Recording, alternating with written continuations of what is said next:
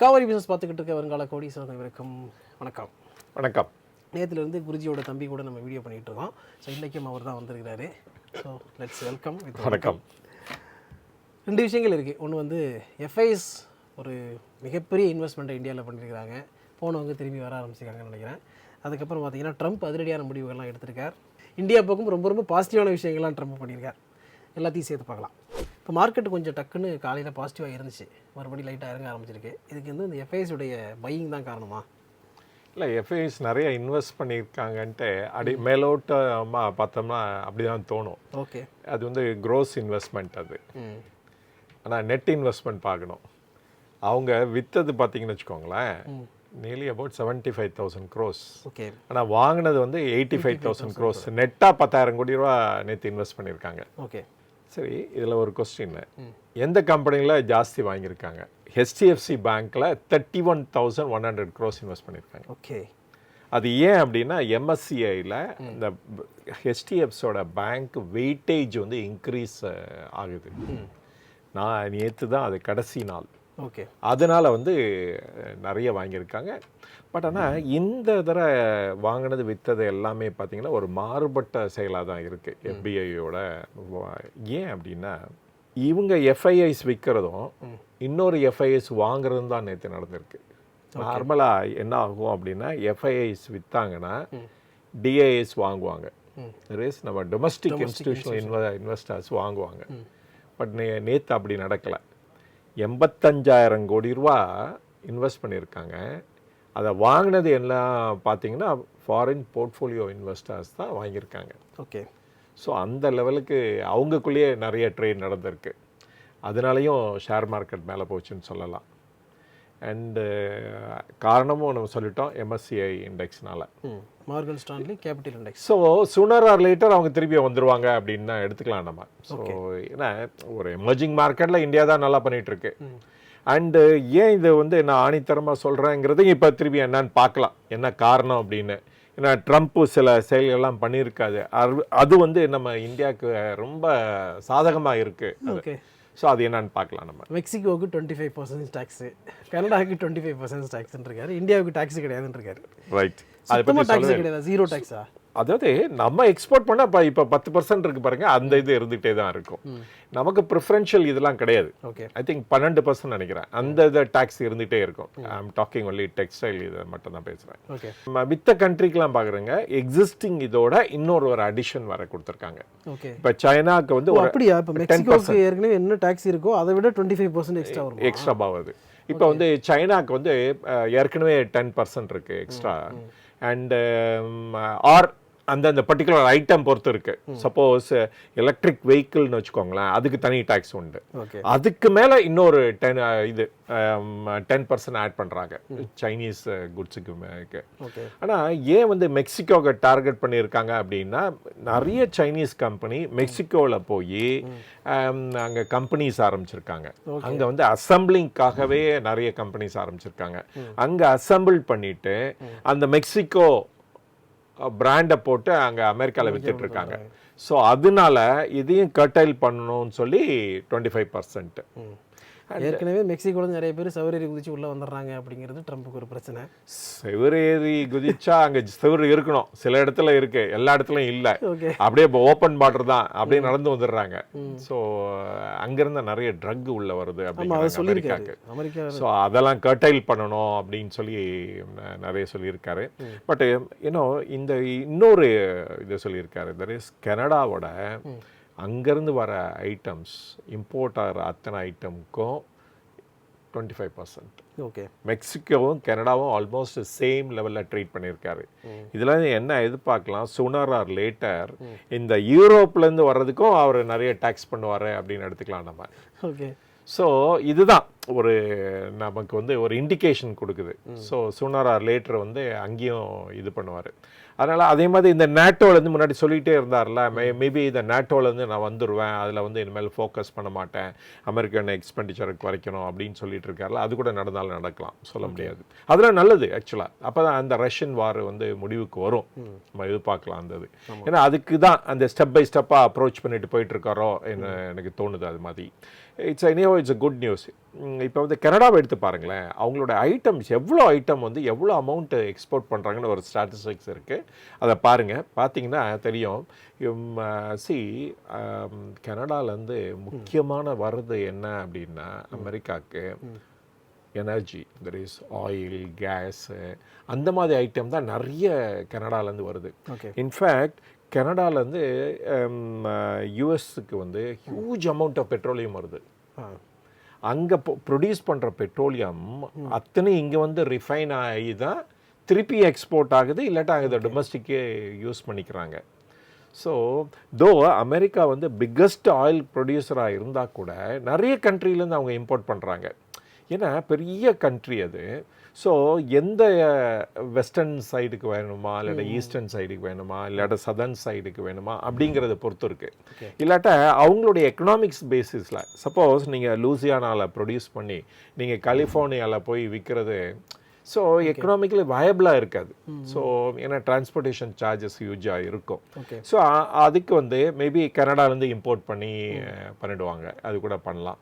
So suppose இங்கே மெக்சிகோலேருந்து, அதாவது லூசியானாலேருந்து கிடைக்கிற அத்தனை ஆயிலும், இல்லை டெக்ஸஸ்லேருந்து கிடைக்கிற அத்தனை ஆயிலும் ஈஸியாக வந்து யூரோப்புக்கு எக்ஸ்போர்ட் பண்ண முடியும். அதனால் அதை அங்கேருந்து அப்படியே எக்ஸ்போர்ட் பண்ணுவாங்க. அதுக்காகவே நிறைய எக்ஸ்போர்ட்டும் பண்ணிக்கிறாங்க, அதே சமயத்தில் இம்போர்ட்டும் பண்ணிக்கிறாங்க. ஸோ கனடா வந்து இப்போ வில் பி சிவியர்லி ஹிட்னு நினைக்கிறேன். அந்த list of imported item from Canada என்னங்கிறது பார்க்கலாம்.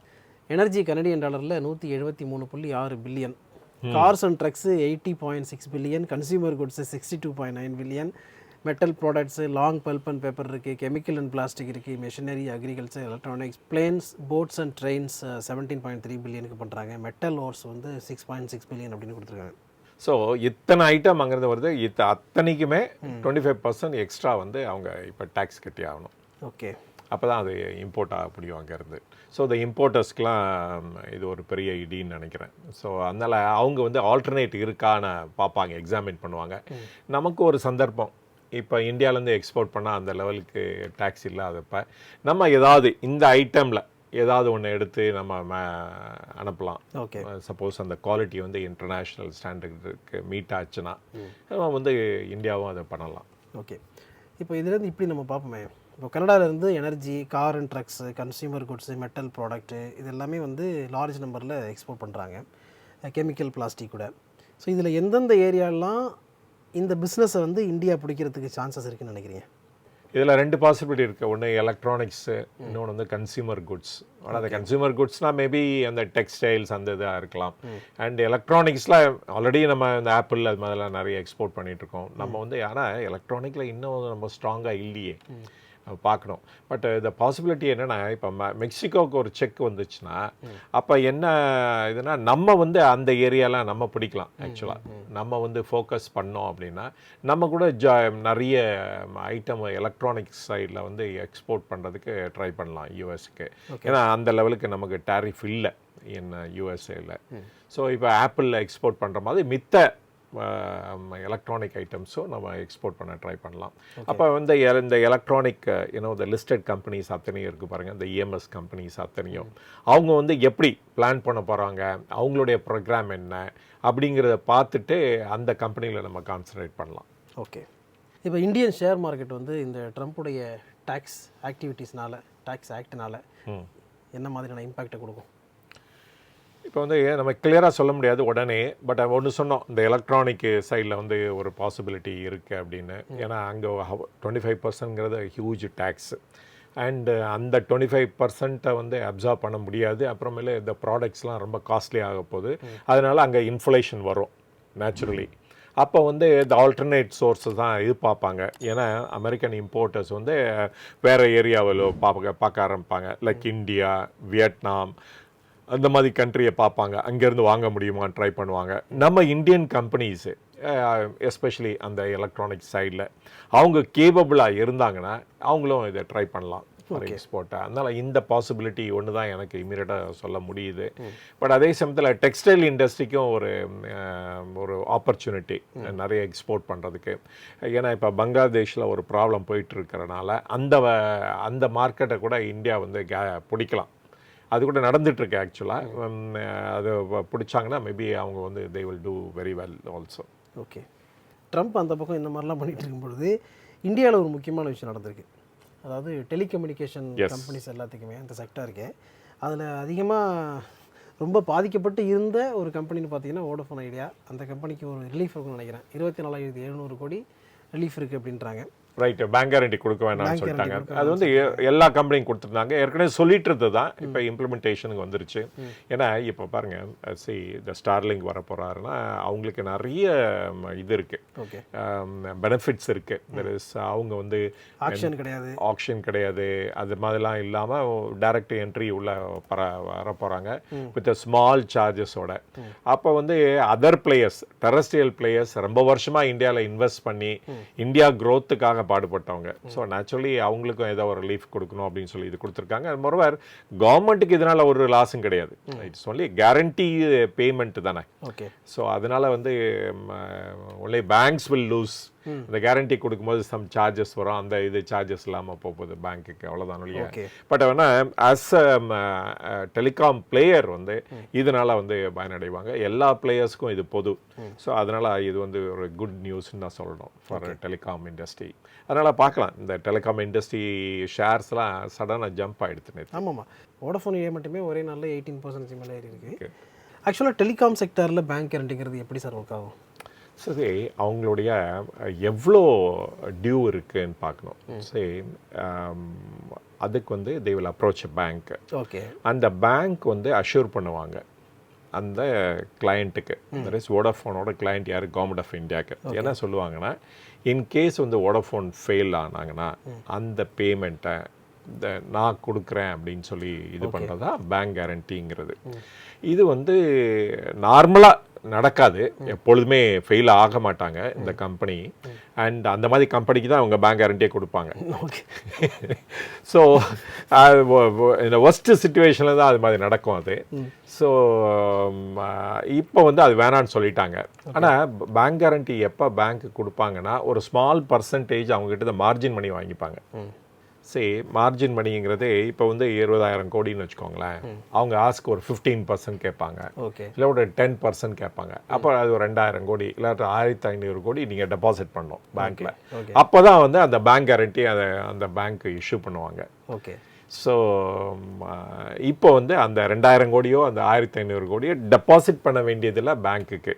ஓகே. ஸோ அந்த டு தட் எக்ஸ்டென்ட் அந்த கம்பெனி பெனிஃபிட் ஆகும். அந்த பணத்தை வந்து அவங்க வந்து கேபிட்டல் இன்வெஸ்ட்மெண்ட்டுக்கோ இல்லாட்ட அதர் ஒர்க்கிங் கேபிட்டல் ரெக்யர்மெண்ட்டுக்கோ மீட் பண்ணிக்கலாம் அவங்க. அதாவது இப்போ 1,500 கோடியோ 2,000 கோடியோ கொடுக்காம பேங்க் கேரண்டியை வாங்கிக்கலாம் பேங்க்கிட்ட இருந்து, அப்படி தானே சொல்கிறீங்க? இல்லை, பேங்க் கேரண்டியே வேண்டாம்னு சொல்லிட்டாங்க. பேங்க் கேரண்டியே வேண்டாம் இனிமேல். 24,000 கோடியோ 25,000 கோடிக்கு நீங்கள் யாருமே கொடுக்க வேணாம் இனிமேல் பேங்க் கேரண்டி. நாங்கள் ஒத்துக்கிறோம் தட் நீங்கள் பேமெண்ட் பண்ணலைன்னா நாங்கள் வந்து அதர் ரிகோர்ஸு மூலமாக அந்த பேமெண்ட்டை கலெக்ட் பண்ணிவிடுவோம் அப்படிங்கிற அந்த கான்ஃபிடென்ஸ் இருக்கிறனால அவங்க வந்து இதை வந்து இன்சிஸ்ட் பண்ணல அப்படின்னு எடுத்துக்கலாம் நம்ம. ஓகே, இதோட வீடியோ என்ன பண்ணிக்கிறோம். இவ்வளோ நேரம் பேசுனது எல்லாமே எஜுகேஷனல் பர்பஸுக்காகவும் இன்ஃபர்மேட்டிவ் பர்பஸாக மட்டும் தான். சஜஷனோ அட்வைஸோ கொடுக்குறதாக இல்லை. அதனால் மென்ஷன் பண்ணியிருக்க ஸ்டாக்ஸ் எல்லாம் வாங்கணும்னு நினச்சிங்கன்னா நல்லா தெரிஞ்சு செபி ரிஜிஸ்டர்ட் அட்வைஸரை கேட்டுக்கிட்டு நீங்களும் ஓன் ரிசர்ச் பண்ணிட்டு அதுக்கப்புறம் வாங்க. இதே மாதிரி அடுத்து ஒரு நல்ல வீடியோவில் மீட் பண்ணும். அது வரைக்கும் உங்களை நீங்கள் பத்திரமா பார்த்துங்க, நல்லா பண்ணி இன்வெஸ்ட் பண்ணுங்கள். Thank you so much. தேங்க்யூ.